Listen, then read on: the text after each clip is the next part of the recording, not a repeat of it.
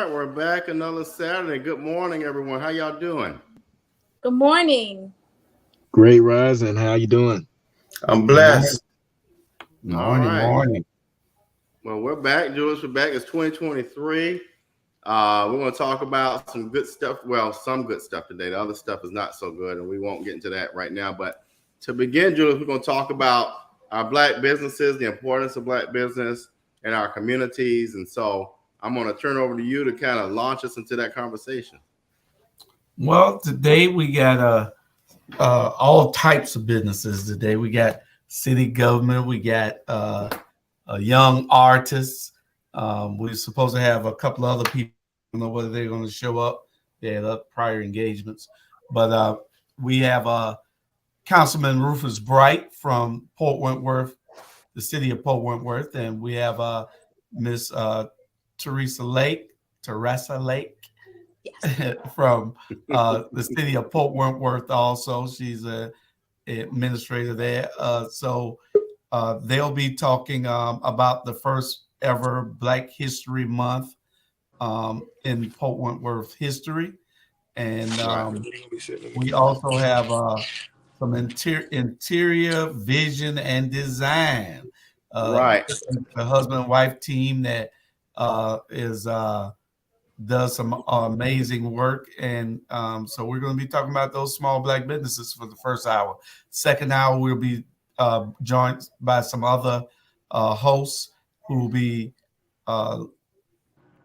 helping us discuss the sad situation in Memphis, Tennessee, with the 5 Black officers beating to death a Black motorist.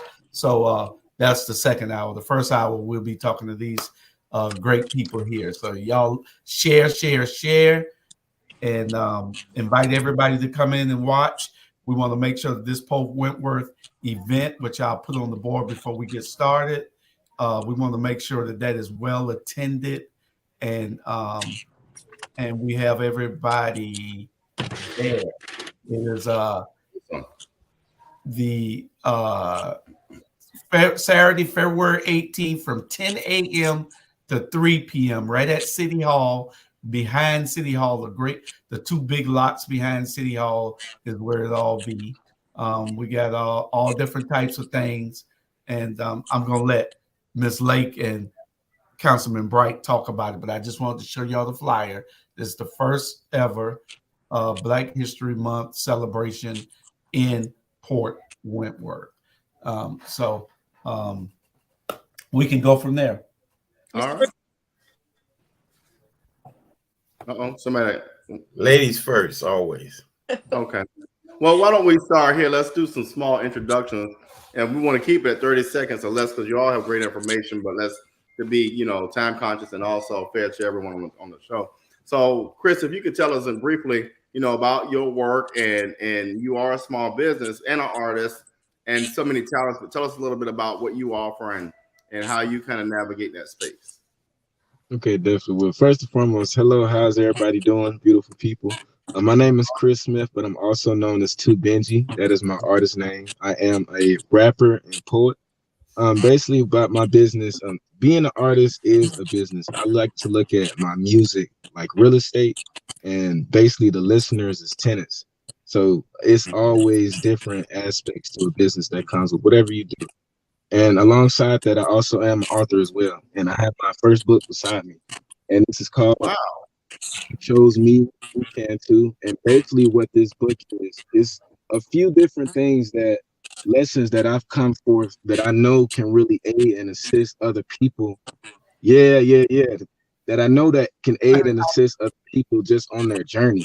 And it's also an affirmations journal. So basically affirmations is just different things that you can write and really write down in your journal. There's a lot of power that comes with writing different things and putting those blessings out. So that's basically just a little bit more about me. I'm also working for Our Black Media Network. I do a lot of work behind the scenes with as far as recording sticks and everything behind the scenes. So you'll definitely always just be seeing me around. But that's basically the gist about me. Well, Chris, I want to definitely get a copy of that book. I'm working with a few other folks here in Savannah. And what I'm going to commit to do is we're going to buy a copy for all the young youth in Savannah to make sure they have that those affirmations to move forward. So I'm glad you shared Yes, that. sir. So we're gonna support you. Yes, By the thank you way, so much. folks, when you look at my stories about the campaign, we're using Two Benji's music. So go back and check our stories. We're always using his music for our promo. We got my little sister and brother-in-law, Interior Visions and Designs. Tell us about what you all do. Hey, how you doing? My name is Ronald Hazard, and this is my wife, Lakita Bailey Hazard. And we have been in the construction business for about 25 years. We specialize in interior design, cabinets, countertops, floors, trim. If you want something like something out of a magazine, we try to duplicate your concept and ideas. We've been in construction for a while. We're licensed and insured. You can see our work. We have a site in Interior Visions and Design live on Facebook. You can see us in motion all the time. Yeah, that's pretty much where we're at. And we're glad to be a part of what you guys got going on. We really love and respect Mr. Bryant, and we're happy to meet new artists and people that represent our cities and on the issues that's concerning us. We thank you guys for even allowing us to be a part of it. Well, glad to have you all. And, you know, if y'all want to see some of the work they do, stop by the house. And then again, y'all on Facebook. And we're going to talk more about that as we go through the broadcast of how people can find y'all on social media and your websites. And so with that, is it Teresa? I don't want to say your name wrong. Yes, that's correct. Awesome. I got it right. I'm happy. Yes. Yes. Good morning. Good morning. My name is Teresa Lake. I'm originally from Baltimore, Maryland, where we do things big. I've been in just Savannah, Georgia for about 7 years now, and just recently started employment with Port Wentworth.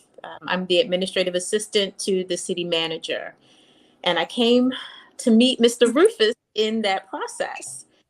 I was a little upset with the fact that Port Wentworth did not do their part when it came to the MLK parade, and decided that something needed to be done. Again, coming from Baltimore, we celebrate our culture all the time. There are pockets of Black communities, there are dance troupes, there are artists, there are visionaries, and that's what I'm used to. But when I moved here, I discovered that wasn't the same thing. So I have to do my part and do what I must. So I went to Mr. Rufus and I, said, I want to do a Black History program. And he was in well agreement with me. So that's how we came up with this idea to do it. So yes. Well, I'm glad what you're talking about is promotion. We're going to talk about that as well, as how our communities can not only become a stronger promoter of their businesses, but how it's so important in that whole process of sharing what you got going on. Councilman Bright, let's shift to you. You're doing it all out there. You're doing it all out here. Well, I appreciate that, but my vision is that Port Wentworth is moving. And when Ms. Lake came to me, I was like, that's a wonderful idea, because we haven't had this in over 66 years in Port Wentworth. So when she told me the concept, it was nothing that I wouldn't do to make this happen. We have resistance. We had different things that people came up and didn't want this to happen. But thanks be to God, it's going to happen. And we're fighting hard to get the things that we need to support us as African Americans. Port Wentworth is basically was a sundown city. We're changing that look. That's what we're working towards. We're changing how people receive us and see us. That's the whole basis of me running for office. And that's why I'm here. And I thank Ms. Lake for, she gave me a task.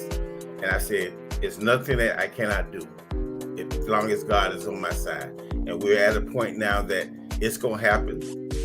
And after that, we're going to have Juneteenth. So keep us in your radar, because we're promoting things that are going to change the dynamics of Port Wentworth. And we don't want that sundown city legacy anymore. Right. And the questions we present, everyone won't have a chance to answer, but we do want to have a lively discussion. So feel free to engage your questions or to jump in where you want. But I want to send this to the Hazards and to Chris. Ruth, you started with something that's very important to me, and that's spirituality. So when we think about spirituality in our communities and starting businesses and getting that spiritual calling, how does that look for you all? And I want to send that to Interior Visions and Design and to Chris, if y'all can respond to that for us.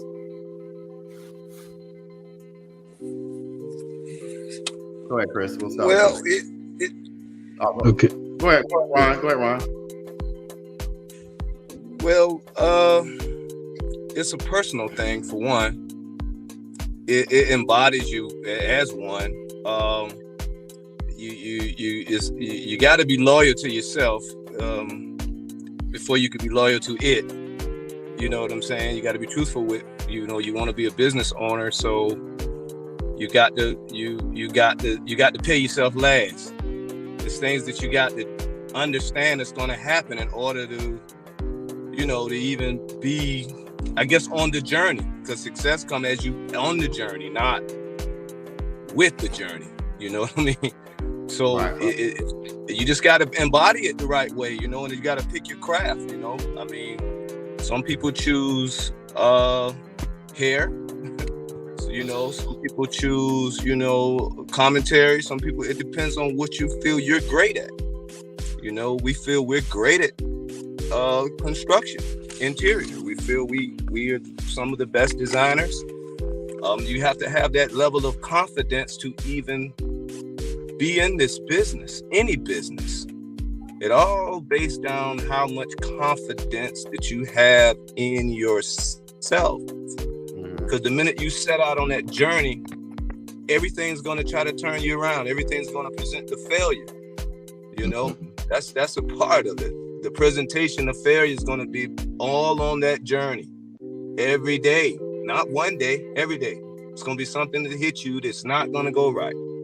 It's going to try to discourage you from that journey. But if you love what you're doing, you'll always get around it. You'll always stick to what you're doing. And then once you see that as a pattern, you'll know that confidence is the fire that's going to always take you through whatever in your business. So if you don't love it that much, you'll never have that fire. I have a lot of respect for the brother as an artist, because I understand the fire that you have to have, the dedication. You have to make music for people that they might not know what they need to hear. People listen to what is being presented to them and pushed on them. So when you can make music just from the heart and from your soul and touch people and feel as if that's a business, you really well on your way, because that's the confidence. So I think it's all based on confidence and loving exactly what you're doing. And you can love multiple things. You can be talented. You can be multi-talented. So, that's my take on it. We love what we do. I know it's people that's good at it. I know it's people that's great at it. But we feel we're just as good and we feel we're just as great. So that's what we stand on, that confidence. We don't tear anyone else down. We're not taking from anyone else. But we just feel we're very good and great at what we do. And I think that's what carry people, in business, that attitude of confidence. Yeah, you got to have that passion. You got to have that determination that nobody can do it like you, or you can do it at a higher level, at just as high a level as anybody else. I haven't seen the work yet. I'm going to come over there and watch the finished product, because I need some work done too. So we'll see exactly what you're doing over there. And we're going to see if we can get you over here. Yeah. Yes, sir. Yes, sir. Mr. Bryant got some projects on.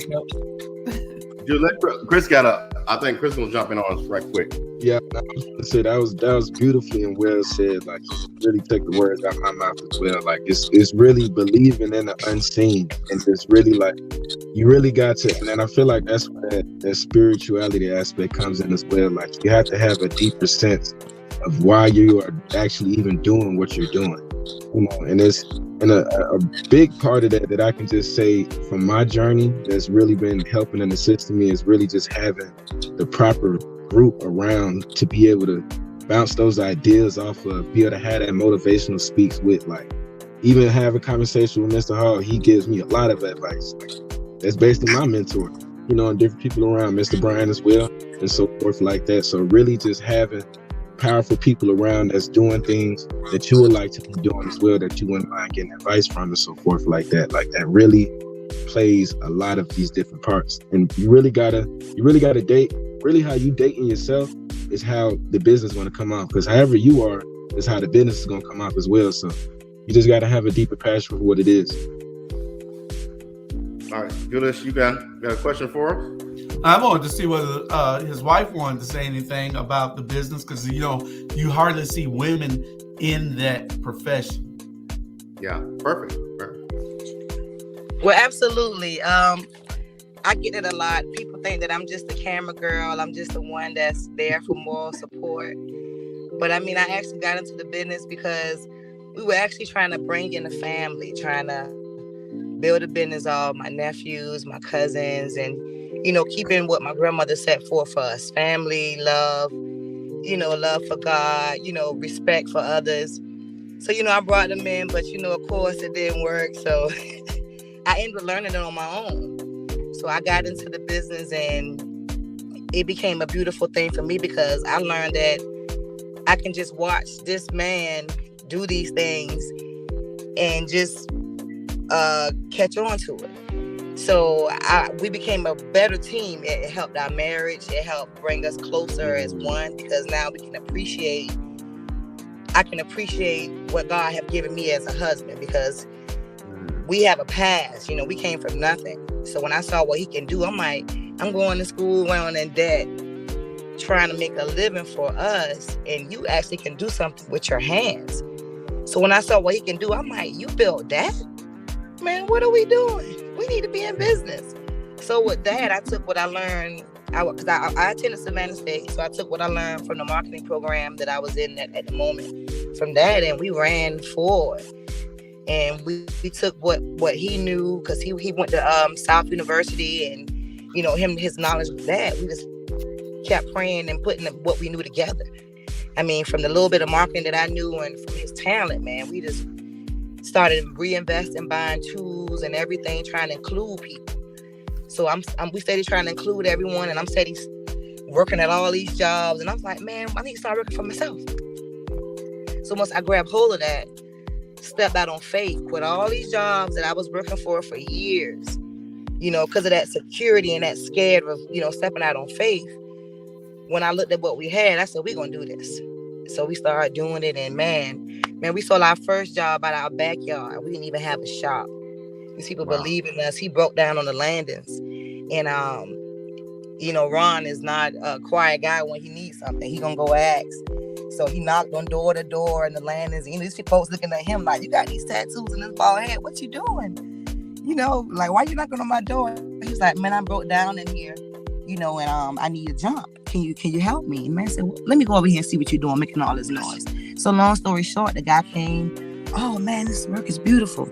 I'm building a house down the road. Can you guys come down here and give me an estimate? First job, out the gate, me quitting school and him working for numerous of people.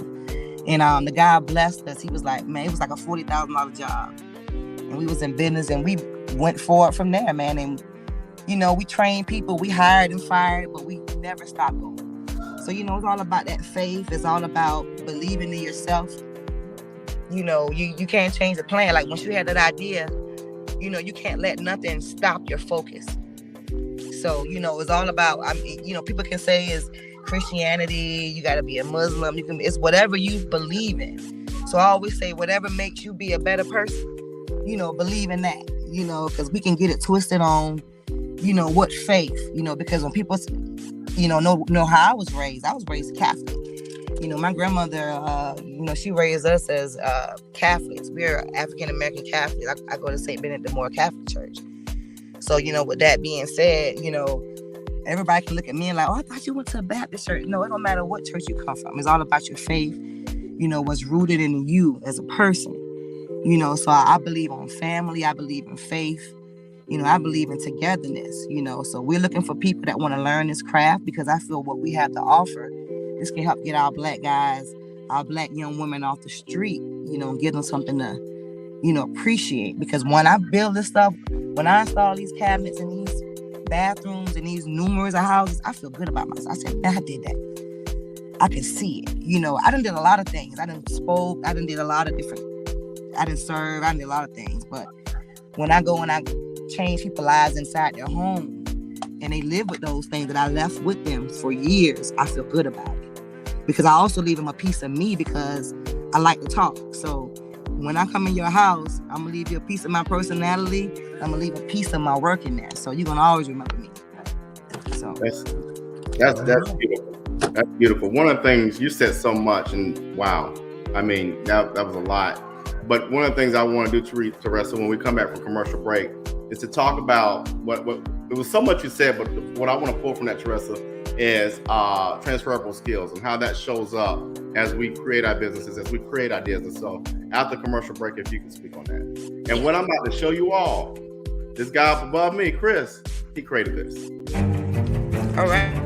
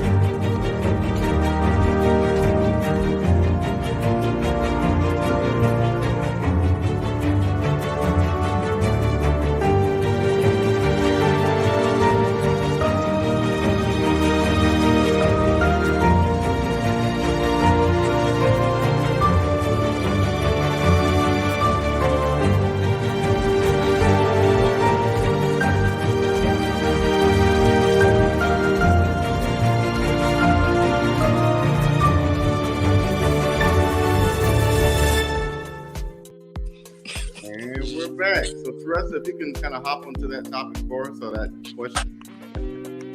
Well, what I didn't tell you was that I'm also a business owner. I have a crab cake business. I have several businesses, but my main one is my crab cake business. And it started through my grandmother, who was a professional pastry chef. And I didn't find that out until she passed in 2015 at 100 years of age. But what she left with me was that believing in yourself, believing that you can do anything that you set your mind to do. She raised me to, so some of the funniest things she would say was, you want to be mediocre today? Get away from me. So with that, you know, you never want to disappoint, but that helped me to strive to do better, to be a better me day by day. So yeah, that faith, that believing in yourself, that knowledge that you can do whatever you set your mind to do, even the things that you don't think you can do. You're never given a thought without a resource. So when something is set in your mind, there are always resources behind you to help push you to achieve that goal. Awesome. That is awesome. So, Councilman Bright, you're the wheel behind making all this happen. You and Ms. Lake, but you had to go and exert that position of making sure that it get done. So tell us what your vision for this, for now and for in the future, for this for the project for the first annual Black History Month in Port Wentworth. Well, Mr. Hall, I've heard everybody saying something, and I want to give you a little quote from the Bible. To thy own self be true. I don't care if you are Muslim, you Catholic, whatever. To thy own self be true. I had a determining mother that pushed us. And it's ironic that the interior people are there, because when I was in Detroit, I had my own construction company for 30 years. So I know what y'all doing, and I appreciate y'all.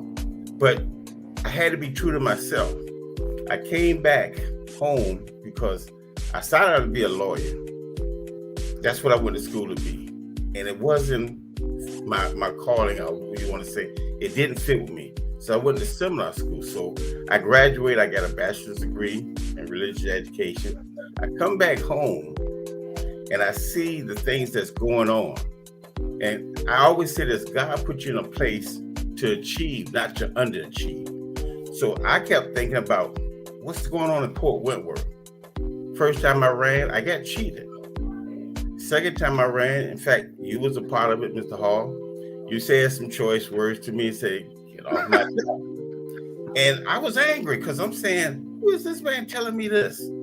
But I listened. And that's the thing that we have to do, listen sometimes, because God will give you something that you're not expecting from that person, but it'll help you progress to be better. In this event, Miss Lake came to me and she was like, what we gonna do? I said, what you wanna do? She said, we wanna have this first Black History Month. That's all she had to tell me. I didn't know from there. I didn't know it was the first one. Well, I made sure you knew. I went, started getting sponsors, solicitors, and everything that I could possibly do with my position. I also went to the city manager. I said, look, this is going to happen. I didn't give him a choice of it might happen. I said, this is going to happen using my position, being true to myself. This thing is getting bigger and bigger each day. What my future aspects is, they get bigger than what it is now. And we see that it's going to be bigger because the citizens, the people outside of Port Warren said they never had that. But we do. To thy own self be true. This would never come about if Miss Teresa didn't trust me to go out and do the things she asked me to do. Sometimes we're condiments of what God would have us to do. We gotta listen and we gotta follow what we're being led to do. And that's what I'm doing. Following what I'm being led to be done. And it's gonna be one terrific event. And I gotta put this plug in. The Weeping Time is gonna be there. And a lot of y'all don't know about the Weeping Time, but I'm a part of the Weeping Time. You are too, Mr. Hall, you're part of Weeping Time. We need to know about our Black history, about our Blacks that have been contributed to different things that help us get to this point.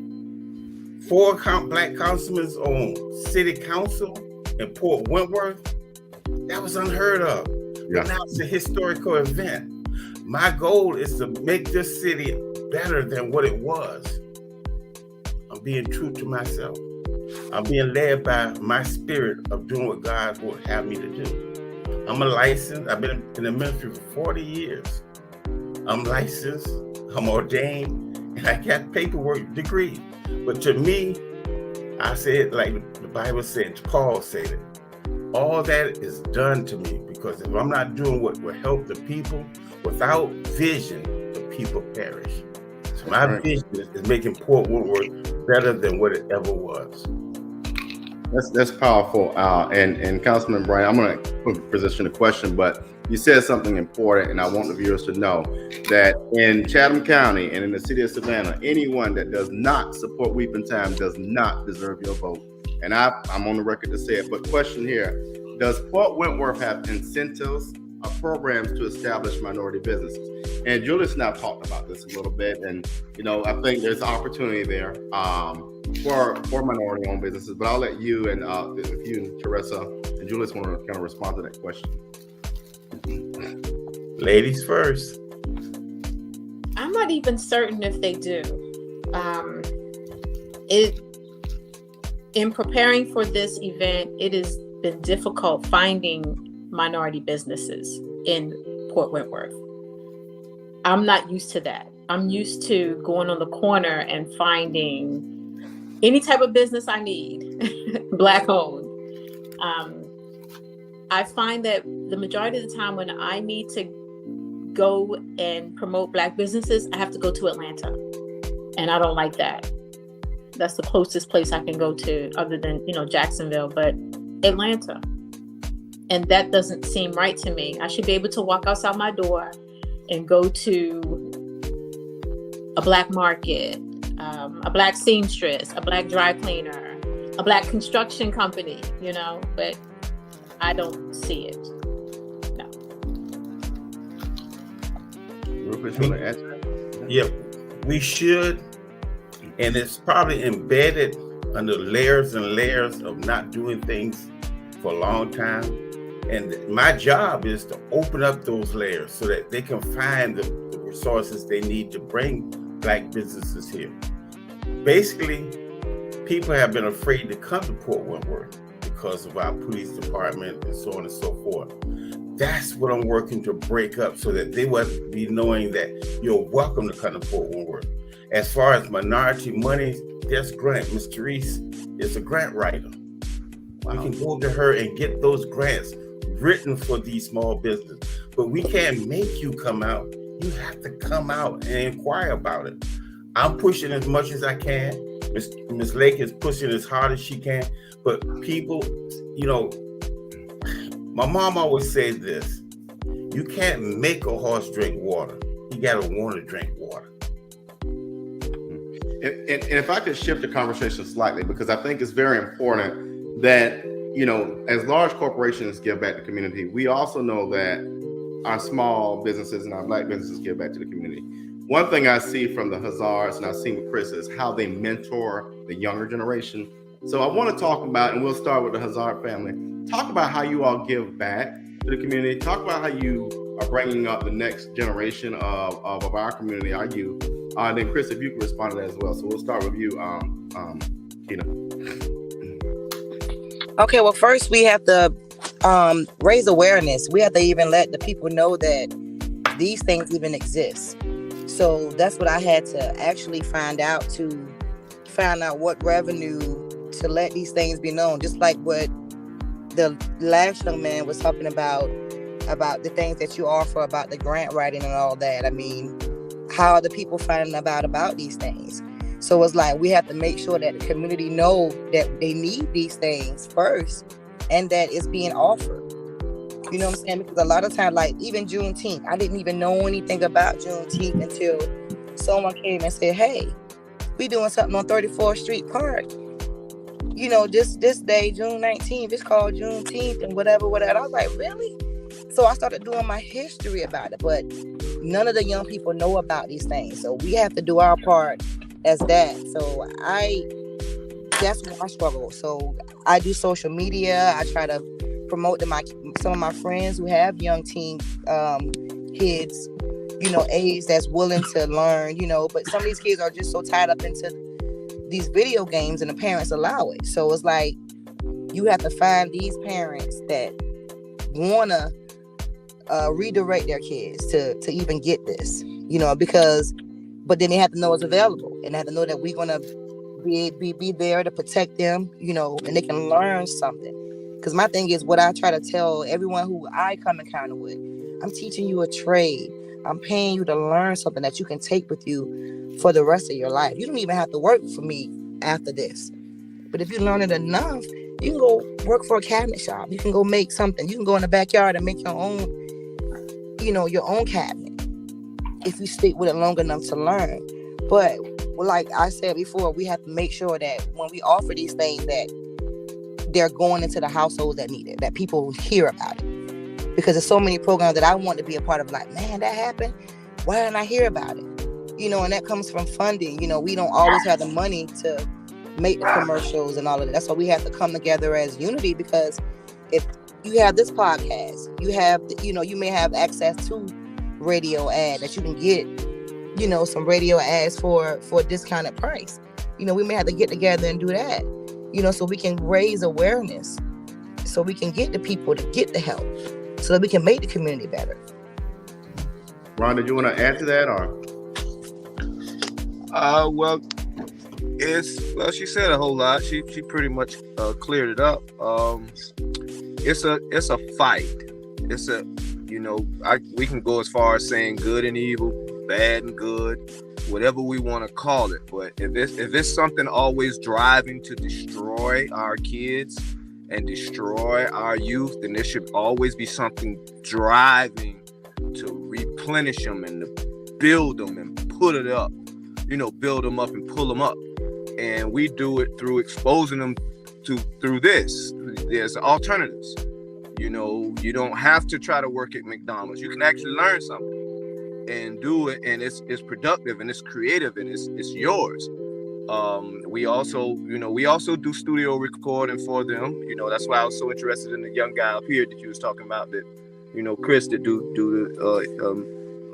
the creative side of things. Those are the things we need to expose them to, because the problem is we're allowing the media to raise our kids. We're allowing the media to shape our adolescence. We are allowing them to do it. We can't sit back and just point the finger and say, oh man, these kids are bad, they're ridiculous.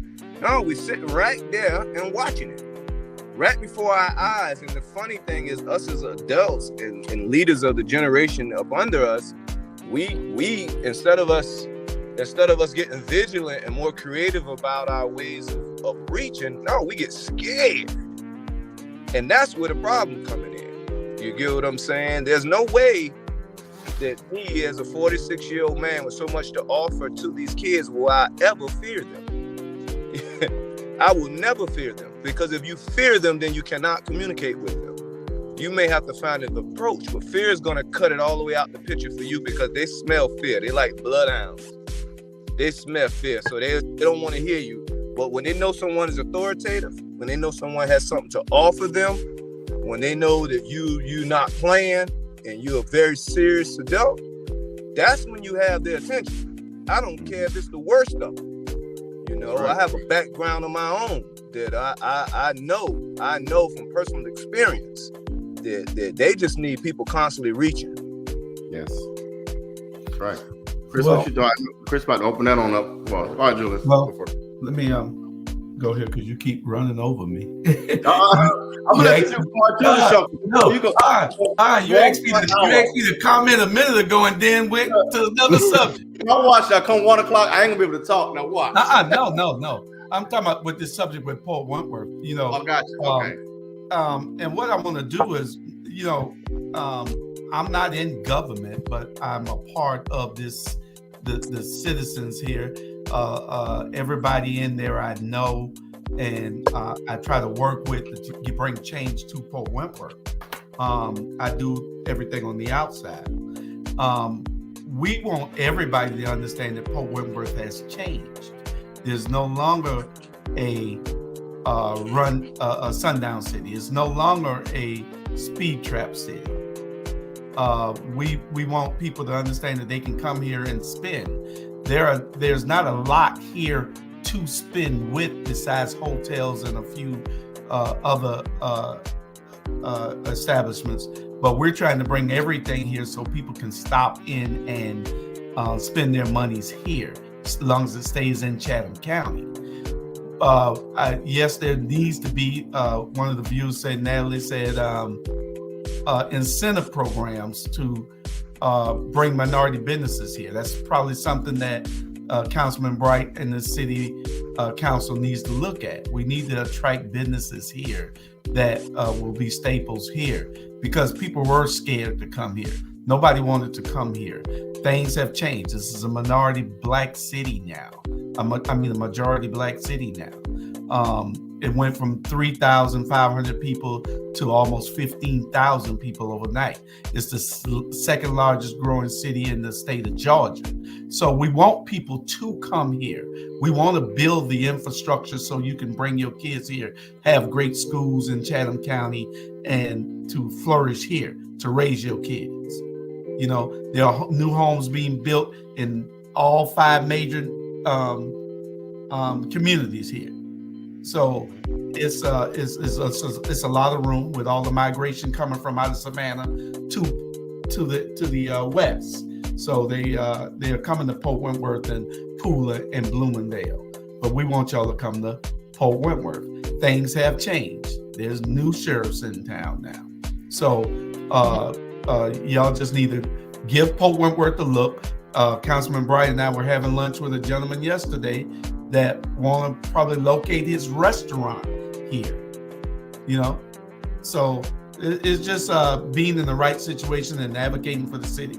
And I know that Councilman Bright, Councilman Barbie, and Councilman Mark Stevens, and Councilwoman Nelson, I know that is what they're doing, along with Ms. Lake. And you know, just keep an eye on us. If you have an idea of where you want that you want to start a business, look at Port Wentworth. That's all I'm asking. That's great stuff, Chris. If you could, we're gonna get your comment on the previous question, and we'll do another commercial break, and we'll come back and talk about how do people find you all on your websites and social media. So, Chris, if you can jump in on kind of what Ron and Keita commented on earlier.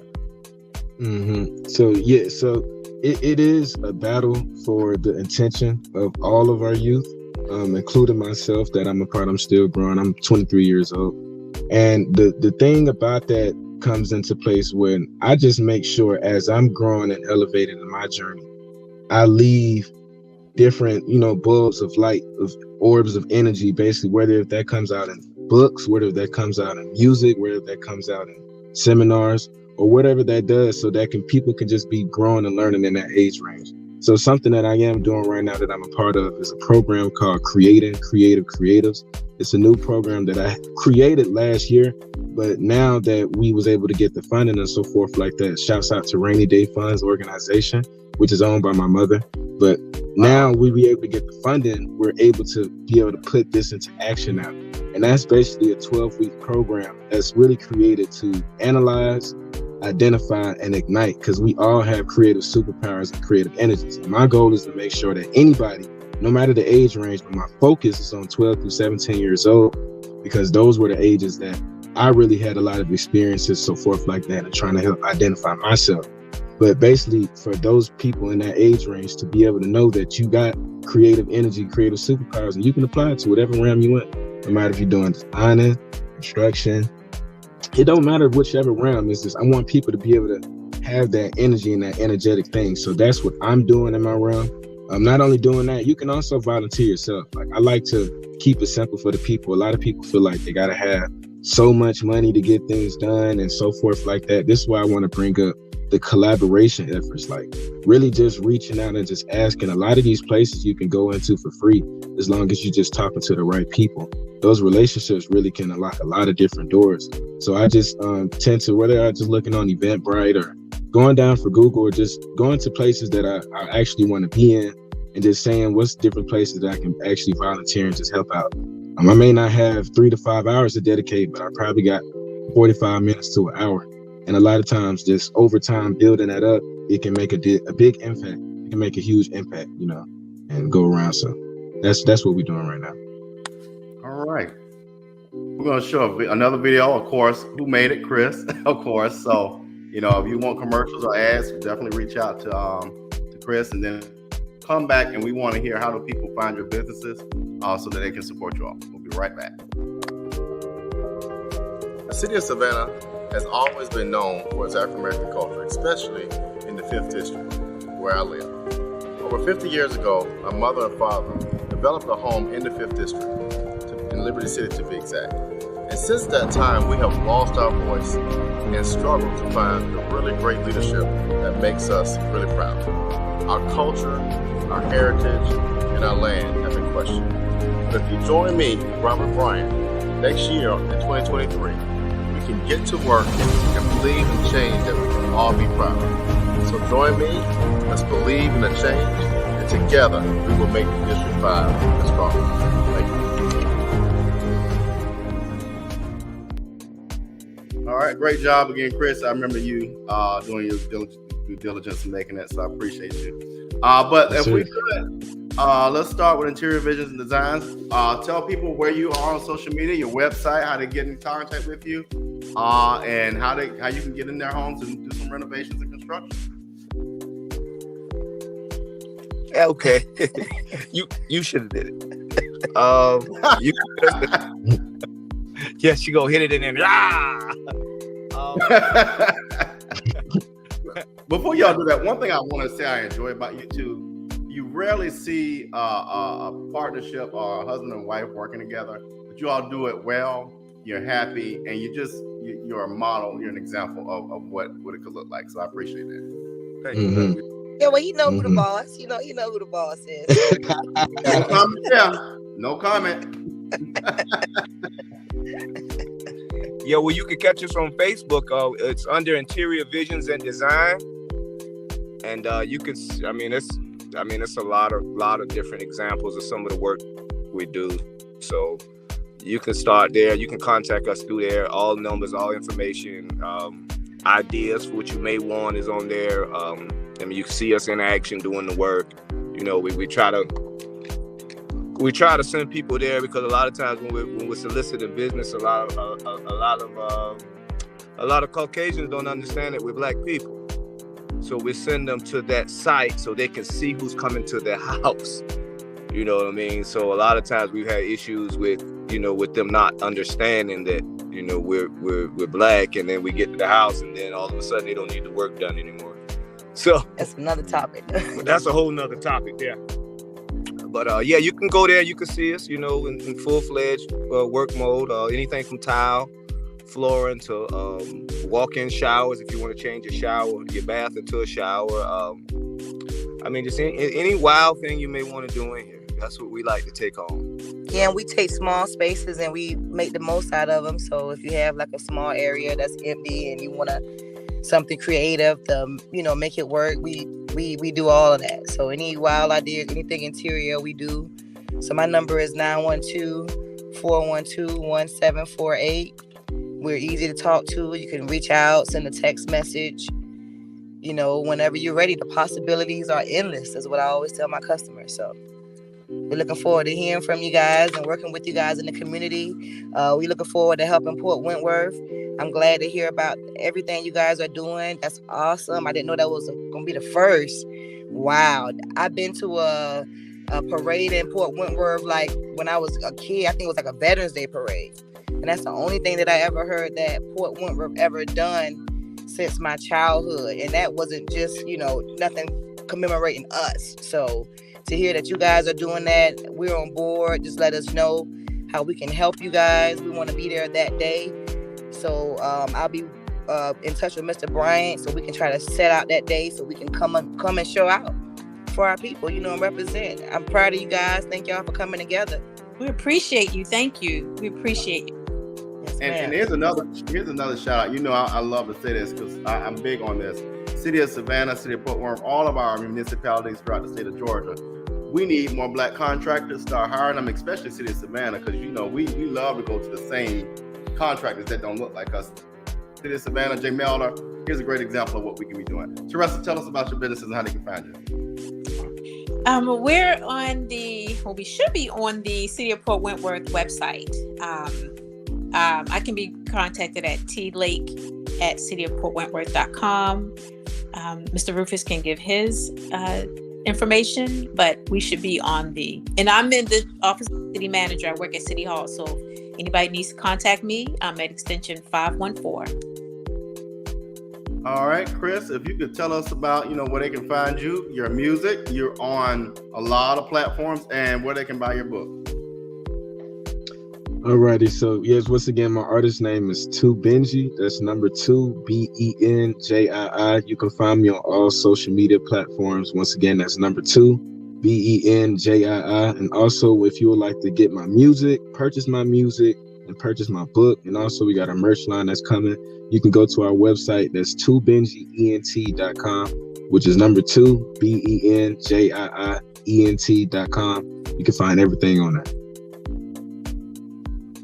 Awesome.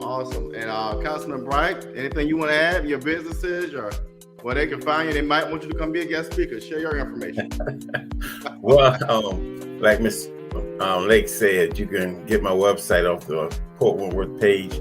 But most of the things that I'm doing now, since I'm retired, thank God, well, I'm not retired, but I'm still working. I have my personal Facebook page is the_RU9329 at yahoo.com. You can reach me there, and that's outside of the city work. I do ministry work, I do outreach work, and I used to do ministry at the prison until COVID came, and I do outreach work at nursing homes. So those are my things that keep me busy. Those are things I love. And like leaving this with you, if you don't love what you're doing, you shouldn't be doing it. Amen. That's it. So what we're about to do, we're going to transition to our second discussion. All of you are welcome to stay for the second discussion, and we're going to talk about, and excuse my language, but we're going to talk about these idiots in Memphis. And so we're going to hit a commercial break, another one or two Benji's productions, and then we'll come back, and Julius will, I know you have a interesting position in that whole conversation, so we can kind of jump. We're going to talk about that catastrophe, and just, it's sad, but hold tight. We'll be right back.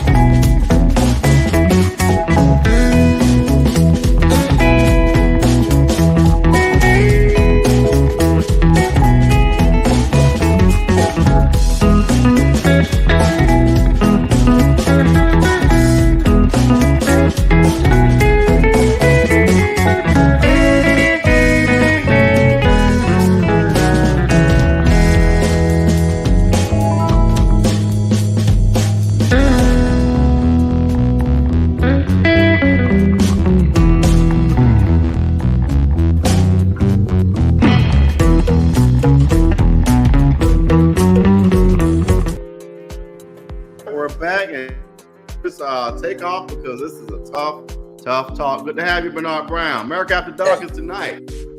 Well, Sandra. I was Hey, everybody. Hey, What's up, Sandra. Sal?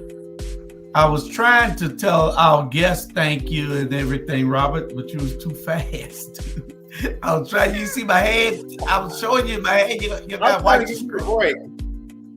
Yeah, I was trying to tell him thank you. And I was gonna put the thing up one more time for him, but we're gonna put it up and talk about it again. Don't y'all forget that we got the Pope Wentworth. If y'all could be in town, Pope Wentworth first ever Black History Month celebration. Y'all come February 18th out there in back of City Hall. We're going to have a great time. We thank Councilman Bright, and we thank the city, one of the city representatives, Teresa Lake, for being here. And we thank the Hazads for coming on and talking with us.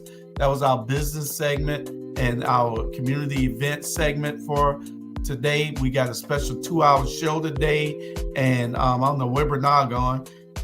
He probably in the car and losing the signal. But we this last hour we're going to talk about 45 minutes or so about the Memphis police killing, and it wasn't just a beating; it was a killing. And we need to make sure that everybody understands and knows that. But we can go from there with it, Robert. Okay. Well, and you know, I'll start with this. I think there's so much there, and I'll just say this. Just follow me on this, because I think anybody who watched the video, there are no words. There are no answers. It's just. So I'll say, I had a conversation with a good friend of mine last night, and two sides to this coin is this. You have this police brutality piece that we see far too often. You have the whole African-American male getting killed, the police thing that we see far too often. The other side of that coin is you have us hurting us using power, position of power. And it's just interesting that now what's going to happen is they're going to be used as an example, whereas our counterparts don't necessarily, that doesn't show up like that. So, Chandra, what are your thoughts? That's just where I want to begin. My thoughts is that I grieve for every Black mother right now. whether you have a black son or a black daughter, but our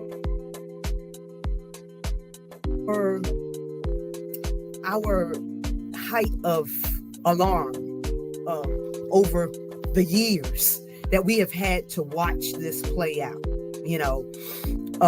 in America, it has been substantiated, and this is the crescendo of what we've been saying all the time. It did not matter that those officers were black to me. It mattered that this is a system of corruption, a system that allows, a group of people to be thugs on our streets, and we pay them to terrorize and kill and maim and rape, in some cases, our citizens. And then I need to bring this right back to our president, who has been sitting on his hands since he can always relate. Biden is the most relatable president we've ever had, because he's always talking about his children that's been killed, his wife that's been killed. And I appreciate that he is an empathetic president. But I need that empathetic president to transcend into being an action president and putting action to his empathy. Because we've been waiting on this transformation in policing bill ever since George Floyd had his neck stepped on for 9 minutes in the middle of a street. So then, when does it stop? Yeah, and I definitely want you all to just use this as, we're not going to put time limits on conversation, but Bernard, your reactions. You know what? You see my eyes red because I'm sorry. I'm a very emotional person. I've been crying ever since. And my brother Ike, we've been crying ever since we seen this video. Man, it's a shame. I'm always talking about the white man doing this, the white man doing that. This should be personal to us. These black men beat this man to death, beat one of their brothers to death, broke the man's neck. I have never seen nothing like this in my whole life. For you to do a human being like the way they did that, and then people standing around, and people don't understand. Let me tell you this here. Who was orchestrating all this was that one white man who was standing there too. Okay?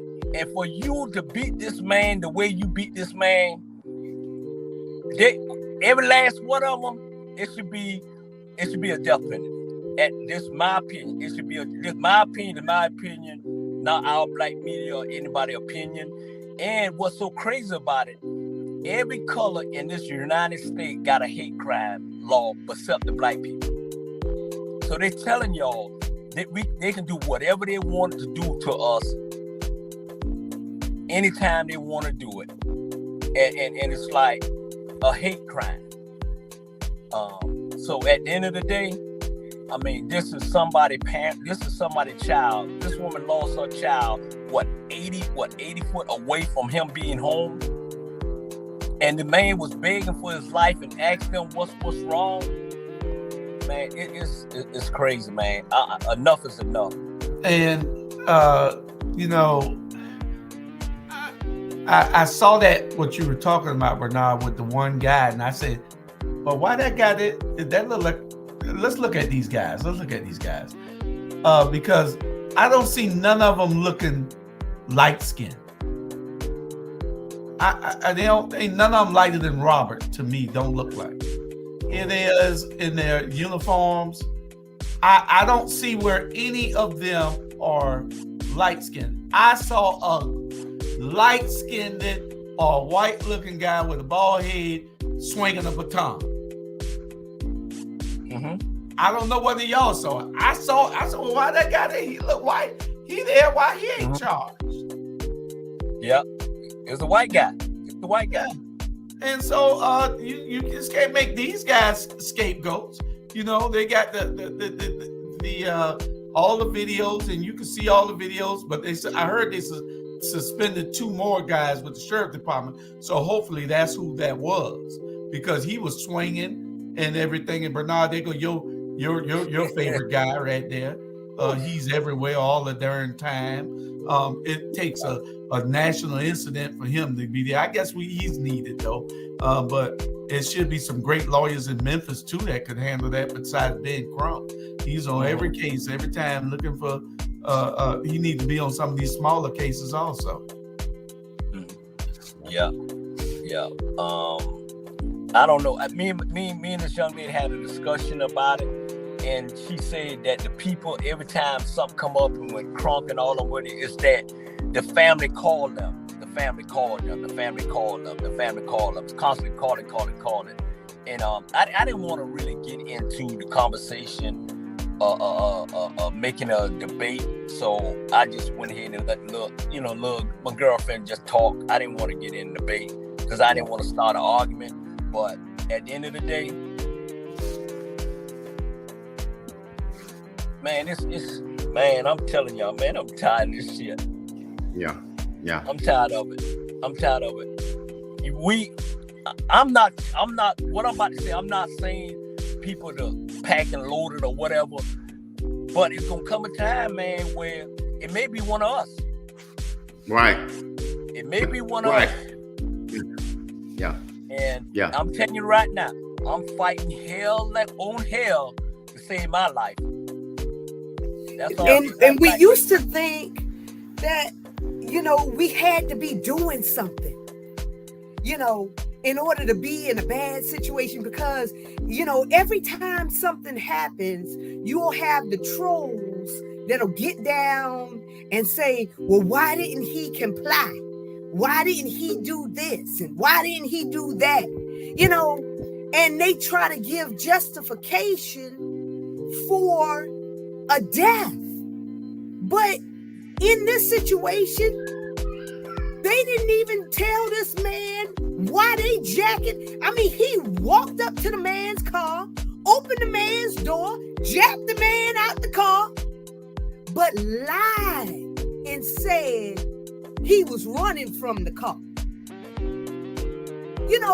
Everything was a setup for them to try to get away with their crime, because they started setting it up at the site. He reached for my gun and I felt this, and they were all, they had already done this before, but nobody died when they did it before, but they've already done this pack of dogs. They were like a pack of dogs, and nobody is going to make me believe anything otherwise. And whoever their supervisor is, he needs to be fired too. He, she, whoever. Because if all of this is going on your watch, and you got road ass people, and you don't know what they doing, but this is the carrying on. You got a gang really going on your watch. You need to be fired too. Yeah, if we could, Tiffany, if you want to go ahead and just chime in, what I want to tell our viewers is what I want our families and communities to do to process through talk. Don't go out here tearing up and burning up stuff and all that. Process with your families, pastors, community leaders. We need you to show up. We need to process this through talking, because what I don't want is us to tear up our communities. Tiffany, are you still with us? To kind of chime in, or go for it? I am going to be totally honest with you guys. Watching that video will trigger me, and so I have chosen not to watch it. I seen the videos of the interviews with his parents, and as a mom, and also as the position that I carry, I work close with the local police department, and we have our discrepancies, but I hold them accountable. I hold them accountable for, you know, not even having a presence within communities that you want to police. It's triggering for me. I feel like that's trauma if I watch it. The trauma. So I have just, I prayed about it. I prayed about what was going to come after the video was released. I prayed for his family, his mom.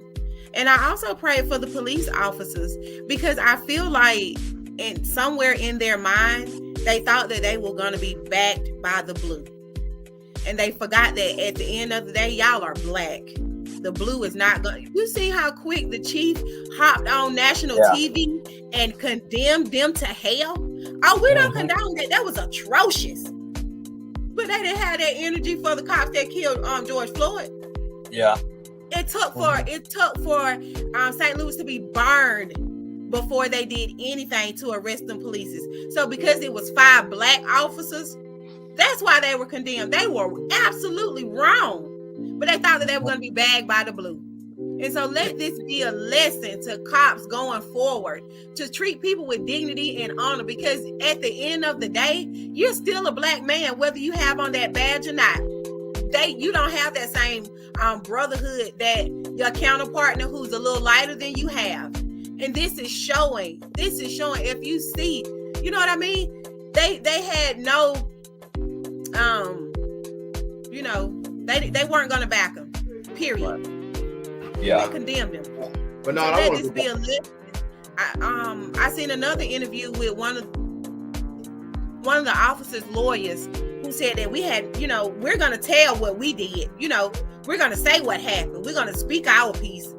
And so I just want to see how all of this unfolds. And it's so unfortunate. Like, why would you, you know, being a mother of five black boys, 4 black boys, and having 2 black nephews, not to mention the boys that I, you know, mentor and pour into, stuff like that, just, it triggers me and it angers me. And so I just chose not to voluntarily, you know, watch it. I know that it's brutal. I heard that it was brutal. And so no, I did not watch it. Yeah, it's a lot. And you know, I talked to Sean late last night. I didn't sleep. The last time I didn't sleep was when my father passed. I didn't sleep at all last night. That was a lot. And Bernard, I want to talk to you because I can speak to Savannah. You can speak to Savannah. But one of the things that concerns me is the militarization of police. What I mean by that is police are not the military. You're to protect and to serve. And I made this post. You're not to be invading people's privacy. You're not to cuss folk out, because that was disturbing too. You're not to be beating folk. And one thing I can tell you, I've been in a situation where I was pulled over and then 5 officers appeared, and then you got this thing called a Savannah heat. We don't need all that. We need you to protect, serve, not to be some scorpion or some heat or some foolishness.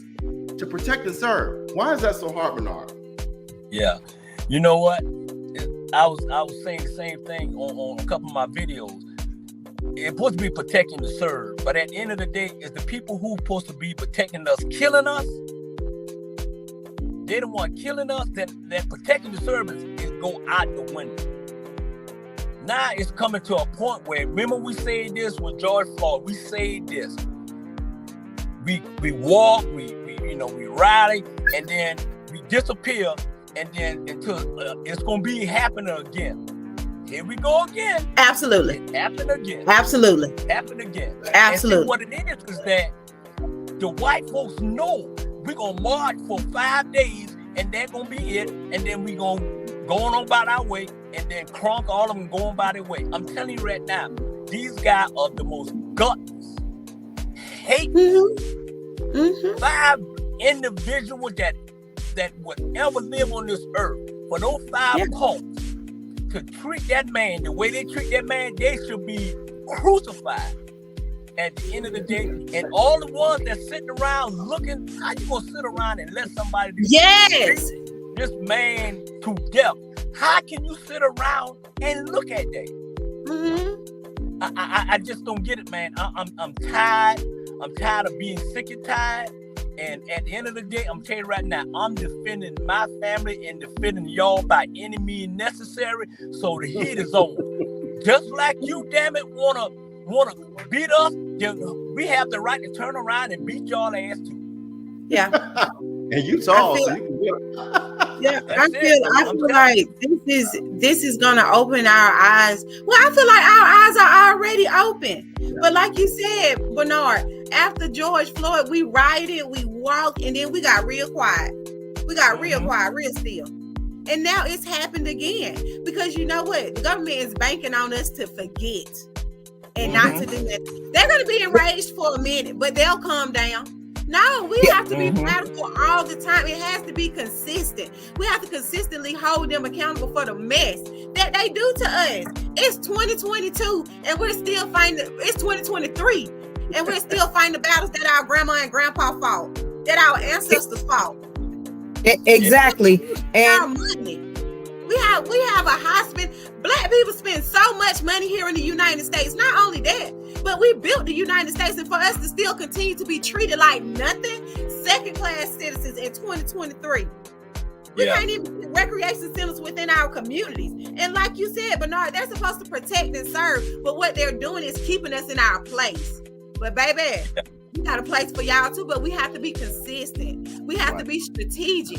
When Martin Luther King, when they marched, they were strategic. They held, you know what I mean? They held workshops on how to rally, on how to protest. Where are we? What are we doing? Yeah. And we need to start showing up.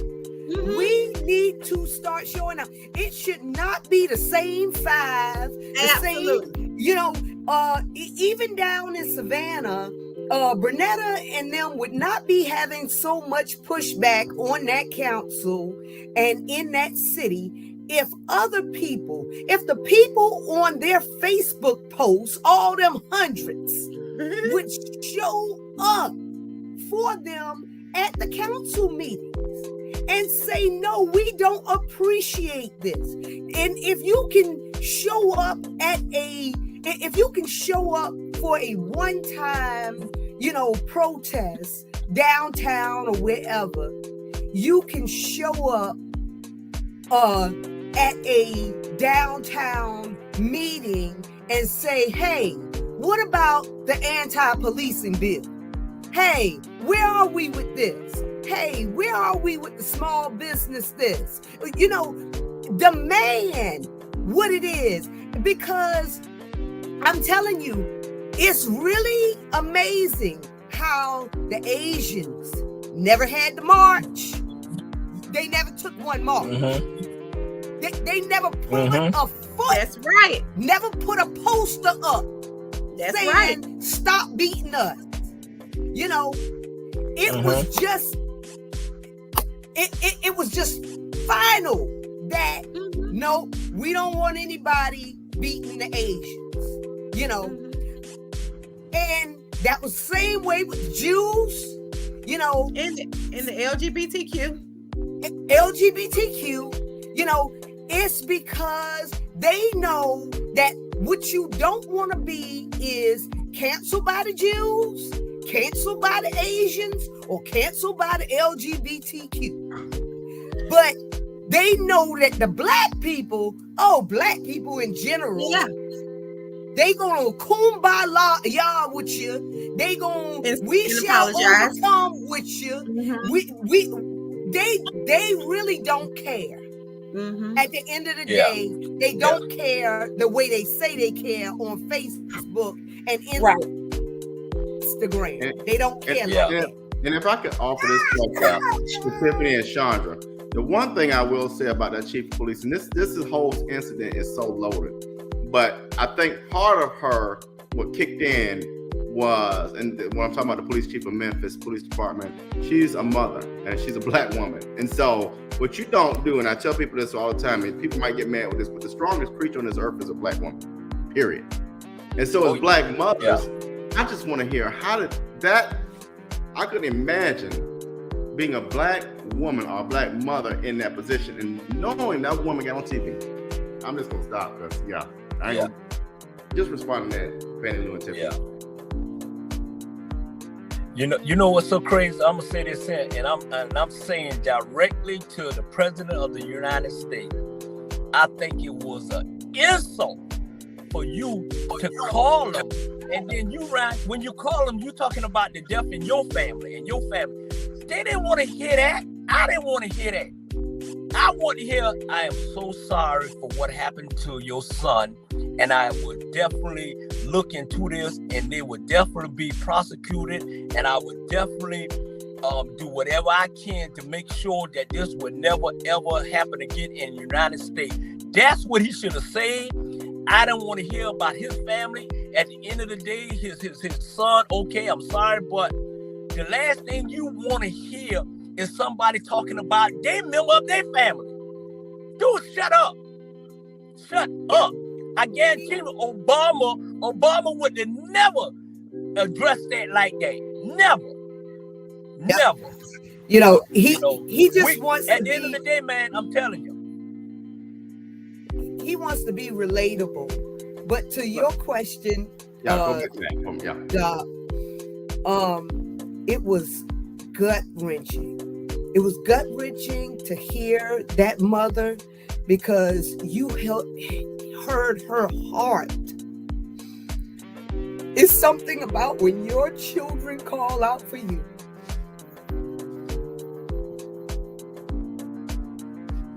It's something when your kids call out for you and you can't get to them.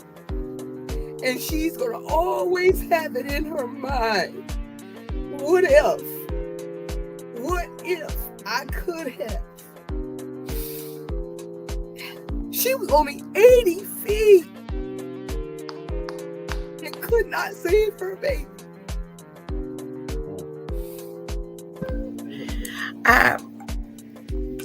How many mamas? How many boys? How many black bodies is it going to take for people to wake up for us as a race? If the nation, straight up, because the nation was built by us but does not care about us. So how many black people? I'm talking to black people. That's who I'm talking to. I'm talking to black mamas and black daddies. I'm talking to our black council people, the people that sit in the rooms that make policies and legislate. How many black mamas?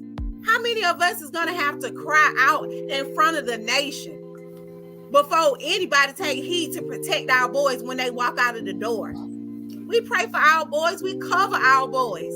We cover boys that's not even ours. We always have. It goes way back to our ancestors taking care of little white babies above their own son. How many black people? Black mamas, black boys, black daddies. How many is it going to take for us to wake up as a race to protect our own? I don't mean going out and buying a gun. I mean pouring into them, letting them know that you love them. So when they go out in the world, in the charismatic community, they know that they have somebody that they can call on. You know what I mean? And to your point, Sandra, I didn't watch the video for that reason. Just to see you shed tears. I know I would have walked out of this house angry if I watched that video. I have so much on me already. It's like a can. You just keep shaking. At some point, it's going to burst. But we have to be strategic, and we have to be consistent. We have to be consistent. We have to hold people accountable. With Memphis police, we have to hold them accountable. Because you know what? It's going to happen again. Those officers, they felt entitled to beat him.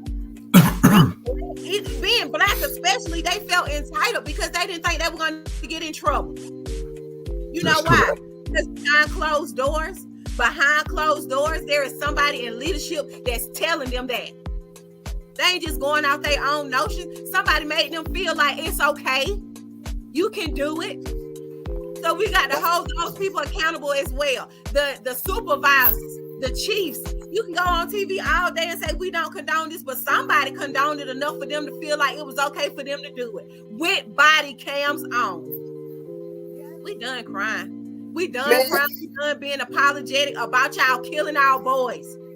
Y'all are gonna have to start paying for it. Like marching is okay, but we have to start making we have to start making policies that's gonna hold people accountable for killing our boys. It's not a mistake when you just beat somebody over and over and over again. You knew better. You know better. And kicking them in the head. Why? And then yesterday, what was so moving to me was, I don't know if y'all watch CNN, but there was this councilman. It was a male councilman from that area, from Memphis. He was talking to Don Lemon, and Don asked him a question, and this man just broke down. It wasn't fake. He could not move. He could not get past, because it wasn't a they thing.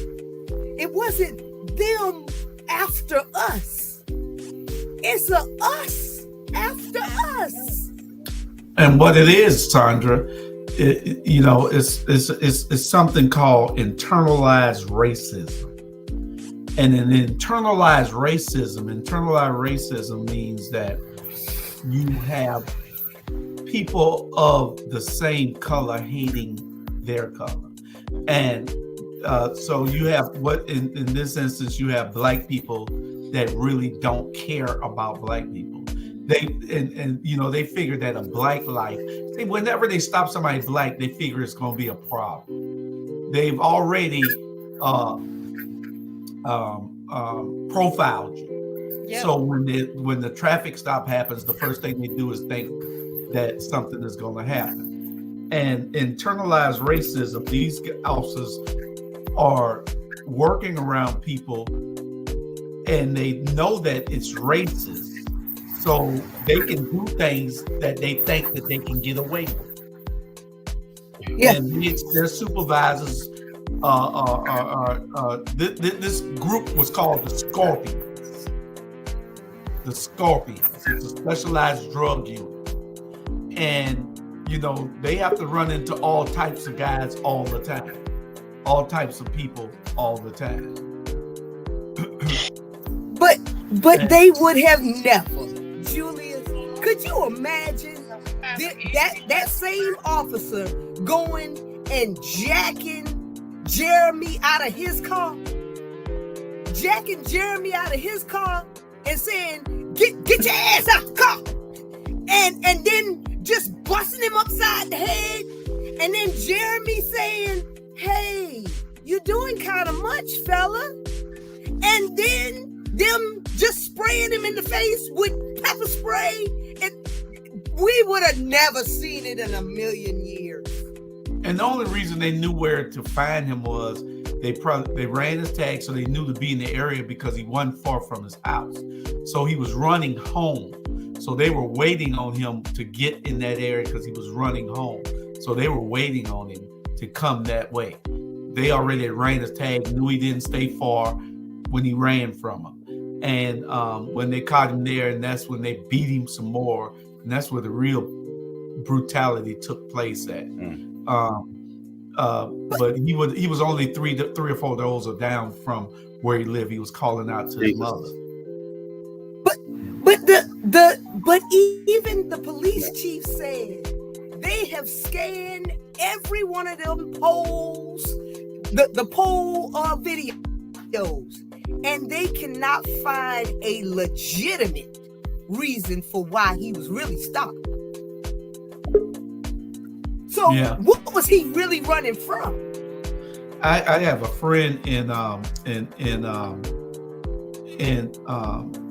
Memphis, and I was trying to get him on because he like Alicia them used to be. He goes around anytime the police stopping somebody, he's right there filming it, and he always got hood news. And so I was trying to get him on, but evidently he might be at work. But he was telling me about the Scorpions. It was like y'all remember back we had the Trap Squad in Savannah. Mm-hmm. And they're like the same unit, like the drug squad for Memphis, and it's called the Scorpions. supposed to be a group. The oldest one out of this whole group was 32 years old. So they were only maximum 3 years older than this guy that they killed. Yeah, this guy could have been their brothers. Their brother, legit. Yeah, see them all here. They all young boys. They all young. 32 is the oldest one. 32 was the oldest one. Yeah, that's them there in uniform. And they need to give all of them at least 32 years in prison. Yeah, and I can tell you, and I know one of the defenses would be, when you're a police officer, you're faced with so much every day. And I can tell you, for 10 years on the Savannah Police Department that I've seen it all. And nothing I haven't seen. I've almost been desensitized to it. I've seen people with their head cut off, people with their head blown off, people with their eyes hanging out their head. I done seen every kind of death there could be. Seen all kind of brutality. So, you get desensitized after a while of seeing all this.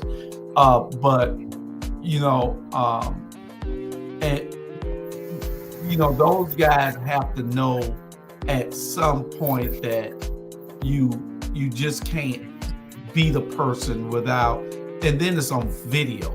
If that other camera didn't catch it, they probably could have lied their way out of it. But that other camera that they didn't know about caught it, and they couldn't lie their way out of this. But they, when you talking about when you hate yourself, when you're scared to really be police officers for the citizens, what they should have did was stop this guy and told him, say, hey, you did this here. Don't try not to do that again, and let him go. You can almost judge who the bad characters are, but that's if you're a good police officer. That's if you're trying to do the right thing.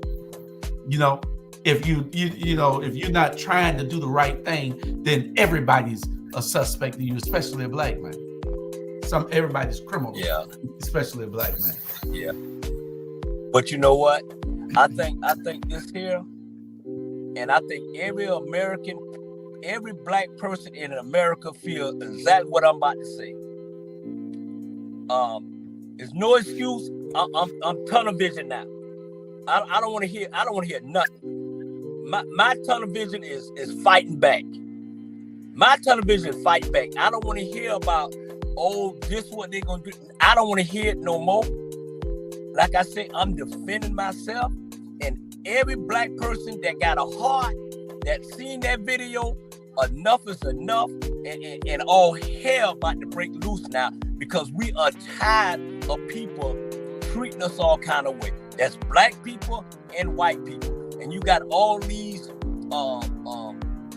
black folks that want to be white folks and all this and all that and protect. Man, enough is enough. Enough is enough, Tiffany. Enough is enough, RG. Enough is enough, Sonia. Enough is enough, Jules. I don't want to hear nothing else.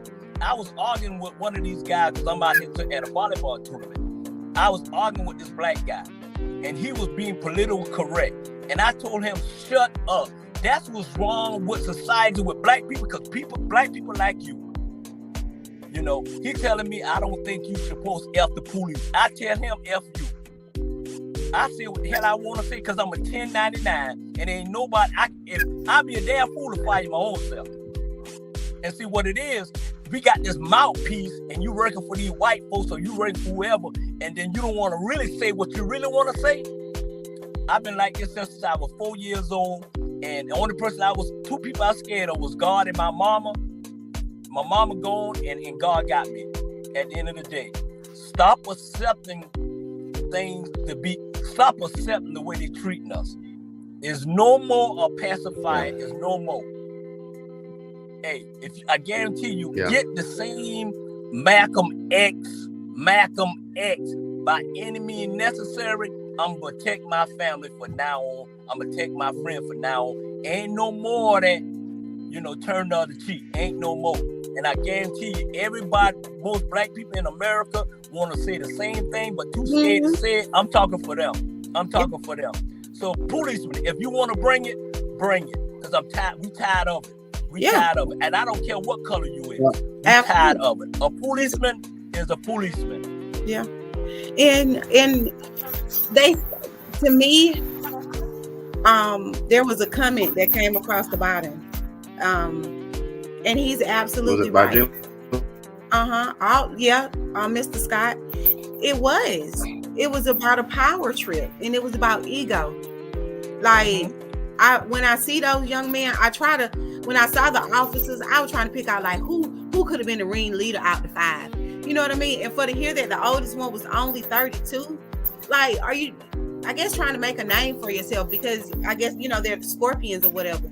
But for the people that stood by and saw the police beating this young man who did nothing, you are absolutely held accountable as well. You should be charged too, because you have jumped in and stopped it. I know people want to protect themselves, or I'm doing the right thing because I'm gonna film it, and they're gonna get in trouble because I filmed it. No, I feel like if you see somebody doing somebody wrong, swing on them. You know what I mean? I mean, like, straight up. If you see the police beating somebody up and you know they wrong, swing on them, because they're human too. And you see them be drop your phone. Drop your phone. Forget that we all out here fighting them. You know what I mean? Because somebody's got it. Like, we have to intervene. We got to stop just being witnesses, y'all. Well, like swing on them. Well, Tiffany, I'm a advocate for something a little different. I'm an advocate for a little something different. About good. That shot up on him. Yeah, I'm an advocate for. Don't swing on. Keep recording. Please keep recording, because see, once you swing on, then you have interjected yourself in it to where you could be killed now, and then nobody's recording. Then nobody's recording. So you got to record. Our thing is to advocate together with what we're doing and bringing everybody in the fold with us. The thing is that they've made complaints about the Scorpions for a long time, from what my friend said. He said these guys beat people. They don't turn on their video. They've been harassing people. They think that they run the city. They've just been terrorizing the whole city. And people have been complaining. And now she's disbanded the whole unit. The chief of police, she done disbanded the whole unit. But what was the problem when these people were complaining? These people have legitimate complaints. Something is systematically wrong with the system. That's right. If you got that many people complaining, you got that many complaints about your officers. Yes, they got to protect themselves, but they don't have to violate my rights in doing so. Absolutely. You know? And it's crazy, you know? Yeah. Absolutely. Right. It goes back to knowing we have to know our rights. Right. Let me offer this really quick, Tiffany, because it's important. And what we're modeling is what I want more people to model. I don't want you to go out there and tear up your city. I do want peaceful protests, even though Governor Kemp's stupid self want to turn into something more, but I won't go there. I want people to sit down and process this out loud through talking and not through violence. How are you all going to talk this through with your families? How does that look, Tiffany? By being completely honest. With 4 children, I'm like, I retract my comment about swinging on the police. I mean, because I feel that, like, that's where I am. I didn't, audience, if you're looking, it's real. But don't swing on the police. I retract my comment from saying that. I'll pick it up for you. Thank you, Bernard. Thank you, Bernard. I'll pick it up for you. When you swing, I'm a swing. No, you've had conversations. How these conversations? You got to process this. This is a process. Yes, and you know what? Why? Yeah, my thing is this: why we always have to take the high road? Yes, we always got to take the high road. Why we always got to hold up? Why people always say, you know, watch what you say. Shut up. I guarantee you, if y'all say what y'all really want to say in public, it may be a different outcome. Some of y'all will be behind closed doors and really want to say something, but you want to say it behind closed doors. I ain't no closed door. I'm going to say it in public. I'm going to say it behind the back. We got a big problem. with leadership in Savannah and to start with Van Johnson, and he got to go. And I see it, and I'm gonna do everything in my heart to make sure that happens. We got a big problem in the United States of America that Black people do not stick together until it knock on their door. Until it knock on their door, that's when they want to come on y'all. I'm not gonna wait till it knock on my door. That's right. I'm gonna help somebody so it don't happen on their damn door. That's right. I constantly hold my police chief accountable for stuff that happens. And he's told me himself, like, Tiffany, you know stuff that happens within the community before I do. Because I was, and like, do you know that this happened? And a lot of times he don't know that it's happening. And so I told him, well, I don't want to be all over my police. No, you're going to have to hold your police accountable. And I'm keeping it between me and you, because if I take it public, and the people that listen and the people that know me, they know that I'm coming with my heart, with truth. I'm not coming out of vanity. I'm not coming just to have a name. I'm coming out of truth. And we have to do something. And so if I say something to the people that listen to me, then it's going to be a problem. So I'm coming to you before I go to the people to tell you that your police officers, they need to have a presence. It is to protect and serve. You don't have to keep us in our places, because that is not your job. Don't show up when something happens. Be present anyway. Let the people know that you're here, that you care about them. You don't have to. You want to have a cadet program. You can't have a cadet program if the people in the community don't know you. No one is going to send their child to be a police officer because they don't trust the police. Period. That's it. The police have to be what their jobs description is. It is to protect and to serve. You have to come within our communities. You have to have a presence within our community, because we're not going to accept you if you don't. Period. And Tiffany, you know, we need more council people and commissioners like you. We need more elected officials like you who are going to speak their mind and tell the truth, irregardless of what anybody else feel. This is what it is. And that's why we love you so much, because you are real. You ain't nothing fake about you. You don't care nothing about what goes on behind that closed door. I'm going to tell you what I see and what I hear, and this is the facts, and we need to make it right. And you're going to continue to be a great. And when I'm in those closed rooms, it's very quiet, because you're going to have to explain to me exactly what you mean when you say that we're going to build capacity for nonprofits. Which nonprofits are you referring to? The nonprofits that's already got millions, or the grassroots nonprofits? Because those are the ones that need the funding. Right. Those are the ones that's doing the work. Yeah. You want to talk about game prevention? Game prevention happens when you open up these recreation centers so our children can have somewhere to go. And when they get out, say it again. If they need help with their homework, you want to say that our children are on the 3rd grade level? Well, we have teachers that you're paying have to have incentives for when those teachers get off work. They're going to get paid for helping children with their homework. We have enough sports organizations. We need math and reading tutorials. That's what we need. We need our recreation centers open with people that care about our children when they get off the bus, because parents have to work. Come on now. I was that mama. I worked 12 hours a day for 3 years because I needed to provide for my children. Well, while providing for my children, my mama had to raise my children. Now, a lot of people don't have mamas and aunties that's going to raise their children. So you know who raised their children? The street. The streets. But Tiffany. One of the things that I want all y'all to do is, if you get an hour today, 1 hour, go, everybody out there who go back on our platform, Our Black Media, watch Incarceration to Incorporation from yesterday. Incarceration to Incorporation from yesterday. If you want to really be involved, engaged, and want to know what's going on, listen to go and watch that show from yesterday. Julius Campbell, who is the lead host on Incarceration to Incorporation, was on a panel of people all over the state, and y'all need to hear that. he was saying about the nonprofits. The reason that you can't get anything to work and connect the dots, they don't want to connect the dots because all the money, like you just said, where is it going? What nonprofits is it going to? It's going to the nonprofits that already got millions, the nonprofits that are already there and receiving all the money anyway, and it's not trickling down to the nonprofits that's doing the groundwork on the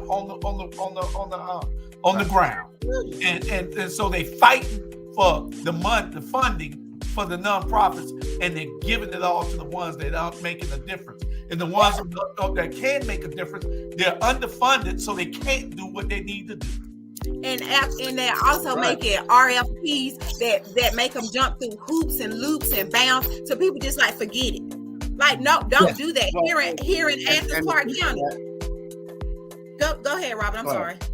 Now I said to speak to that, let's just talk about poverty is the root of so much, and we have communities throughout this nation that don't know the poverty issue. But I work with a young lady that wanted to start a homeless, just to restore people who've been, veterans who might have been disabled, or people who just life happened and have fallen on some income challenges and are homeless. You know how hard it is to get any type of funding for a nonprofit in a city that has a homeless pandemic. That is it. We have a mayor that will we have a mayor that will get on TV every week and talk and pat themselves on the back while people out here hungry. We have a real serious pandemic of people homeless. But then Lil Kasim Reed will kick them from under the bridge. Give us funding. Get rid of the loopholes. Let us have funding to serve our Black community. Let us have funding to serve the less fortunate. And that's leadership. Putting bricks on broad, now making the tourism industry better, that's not solving an issue. We are hurting people instead of helping people. Yep. And to your point, Doc, I do know how hard it is because, I own the Coastal Nonprofit Resource Center, and I tell these new startups, I said, it's really, I know that they want to make you think that you're going to, hit the lotto if you find some grants, but the truth is that you're not going to find any grants that's going to give you substantial money when you're just starting out your nonprofit. They give grants to places like Step Up Savannah, who ain't never done a damn thing in Savannah to fight the poverty. Poverty has increased probably about 10% since they erected that foolishness, and all they have is big wigs getting more wealthy and doing nothing. You know? I mean, it's all a smoke screen, people. Yeah. And if you pay attention, a lot of the programs, like here in Athens, Black children used to be able to go to the YMCA and stuff like that. Not anymore. It's so low-key segregated, and people don't even pay attention to it. And here in Athens, so we want to fund some nonprofits, right? We want to curb the violence and stuff like that. Well, if you're going to curb the violence, you're going to have to give funding to the nonprofits, the grassroots nonprofits. So what has happened is the RFP came out, but it's for expansion. And I'm like, expansion. The nonprofits here are barely making, ends meet to be able to serve the communities that they serve. And you want to put a stipulation in that we're going to only help nonprofits to expand?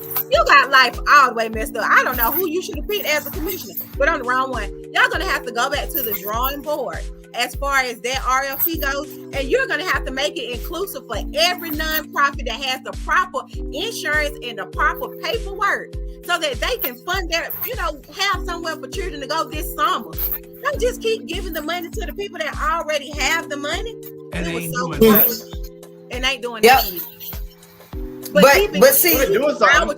They're patting their pockets. That's what they're doing. Exactly. They get rich. And so, because like you said, Chandra, because big wigs and people that run the city sit on these boards, they're so, they're so strategic at making their proposals to fit exactly what the RFP wants it to be, because they created the effing RFP to begin with. So they get the money. And the ones that's doing the work, they're just stuck in limbo like, well, what did I do wrong tonight except to not get this money? And then again, they want to put it on a reimbursement. Baby, give them the money now. It ain't no reimbursement like for nonprofits that only have limited funding, that want to become a coalition. They don't even want to fund them. They want to put in the RFP that we're only going to fund. If you're going to be together, it's only going to be to the limit of 3 nonprofits. No, it's not. You're going to have to go back to the drawing board, because what we don't need is for anybody to feel excluded from being able to get funded for summer programs. That's how you curb violence. That's how you get children out of the streets, so that gangs don't pick them up, because they have a safe place that they can go to, that with somebody who care about them and who's going to pour into them. How you doing, Jesus? Doing fine. Yeah, is it permissible? Is it permissible? Is it permissible? Huh? Yeah, we want you to jump in. We only have like 10 more minutes. Right in. Oh, no, I'm just saying, is it permissible to come on the show? Even though I'm not sitting down, I'm walking along River Street, enjoying the beautiful city of Savannah. Your background is beautiful. Thank you. Why you not on the farm? But go ahead, Teray. We want you to chime in on this. We don't have much time left, but I definitely am glad you joined us. And just go ahead and share with you. We definitely want to hear today. Oh, what? Chime in on what? So I just finished doing the tour, so now let me. The whole Memphis catastrophe. Well, it's about people. Just because people look like you, don't think that they don't engage in racism. They engage in racism because they've been taught. And if you hate yourself, that's the type of stuff you do. That was one of the things I just finished doing the journey. See, when I share people down here, the concept of the best here on River Street. And so these Black sisters who I just left, they understood that again, when you love yourself and you understand you're descendant of the best, you treat each other differently. You look out for one another. You don't embrace this stuff to destroy one another. And so that's what happened. You got these officers who have done that because, again, one of them tried to justify what happened too. He's still trying to justify. He had some regret, but still trying to justify to other people he talked to.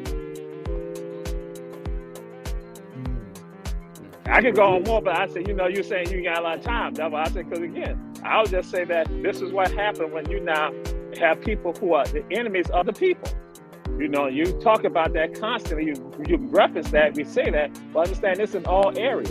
It's in the academic areas, educational areas, our religious areas. We got Black people in positions who are destroying other Black people for the system of racism. Internalized racism. That's what it's called. We got about 7 minutes, Jamal. But we see that all the time, and then again, it's about how you like yourself, which I'm going to share this, that I've even shared with people too. Economically, when you have a city that has African-American mayor, African-American chairman of the county commission, you have African-American DA, you have African-American police chief, you have African-American fire chief, you have African DA, you would think that the city is progressive. And now this is not talking about this current time. I said this when we had this 20 years ago.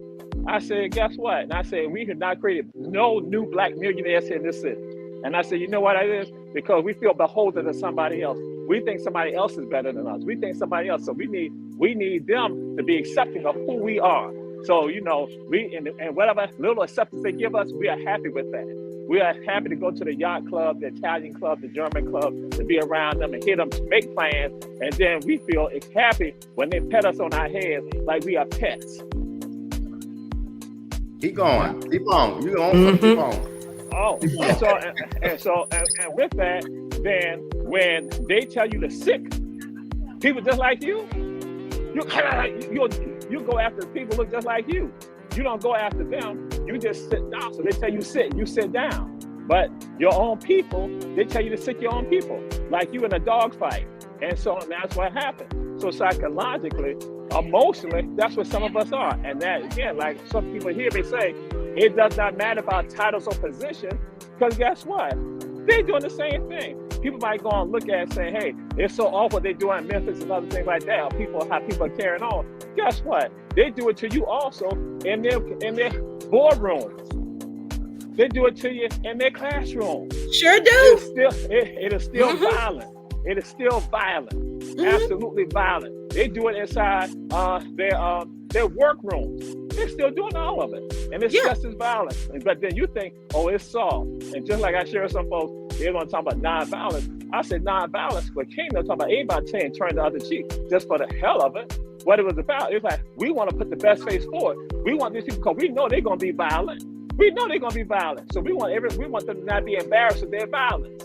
So it ain't about you just sort of turn the other cheek. But some of us, we become the pets of them. So we become violent on our own people, that they can sick us on our own people. So officers, even some people going to ask the question about, even with regards to our medical personnel, again, sick, they don't do anything for us, but they value somebody else more than themselves, which really, if your humanity is intact, you value yourself and the group of people just like you before anybody else, because that's your mama and your daddy essentially, because that's your grandparent, that's who you are. And so because you love yourself, you can then go love everybody else. But if you don't love yourself, then guess what? You love other people more than you love your own group of people, then you are a pet for them.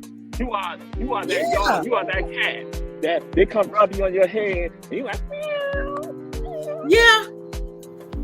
Yeah. That's what I feel. So we have to keep this. We have to keep the same energy no matter what room we go in. And I said when I ran for commission, I had nobody. You know what I mean? I had y'all and y'all in Savannah, but in Athens, I didn't have anybody. No one reached out to know who Tiffany was. Everybody had, my opponent as their candidate. And so now that I didn't have anybody when I ran, but I won. When I go into rooms, I don't feel like I have to fit into what that room is, consists of. Because y'all don't know what Tiffany's gonna do. We don't know what Tiffany's gonna say. Because nobody took the time to, reach out to Tiffany, to talk to Tiffany. But Tiffany is about her people. And Tiffany is about the business of the people and the growing of our youth. Like nobody is going to, there is no, when I'm in rooms and they say stuff, I need to understand. And when I say things like that, because my passion, I also come prepared. You ain't gonna never get me slipping. If there's an issue, I know how to read, write, and comprehend. So that's how I can do my job. And I know what the people need. And so when I go into those rooms, we're gonna do this right. We're gonna do it the right way. And if you don't like it, I'm a commissioner. Like they had told me that I had a little bit of power. So baby, when I go into that room, oh, you're gonna listen and you're gonna do it right, and then you come back to me. I like that. You sound like all the woman Keisha Gibson Carter, Alicia Blakely, and Bernetta Lanier. You sound like you a fighter because you stand up for what is right and you don't back down from it. And see, people gonna label you. They're gonna label you in Athens after a while as a troublemaker. It's good trouble. So it's okay. Yeah, it's okay. Every interview that I do, I tell them that I'm homebred. My great grandma was born here. My granddaddy has land here and still has land here. My great uncle has plenty of land here. So what you're not gonna do, and now that I'm commissioner of that land, I'm the commissioner of where I grew up. And so I know that there is disparities within my community. I know that y'all pull programs for my community. That's why I ran. And I have 5 children. And like this is what we're owed. You know what I mean? As a local government, you put policies in place to strengthen everybody, not just Baxter Street, not just the University of Georgia. And I'm coming to the University of Georgia as well, because even though the University of Georgia was established before Athens Clarke County is still here. So we mend those relationships. We mend those relationships for the generation that's to come behind us. I don't have to benefit anything from it. As long as Daniel and Jacob and the boys that I mentor, as long as they can benefit from the things that the University of Georgia has to offer, then I feel like I won. You know what I mean? I feel like if I can get programs established and sustainable, if I'm too much these 4 years and they don't reelect me, I still have programs that's going to go on even though I'm not sitting in that seat. That's the goal. But you know what, Tiffany, what you've done, what you've done. I love close out. Look at the clock, We're Robert. gonna close out.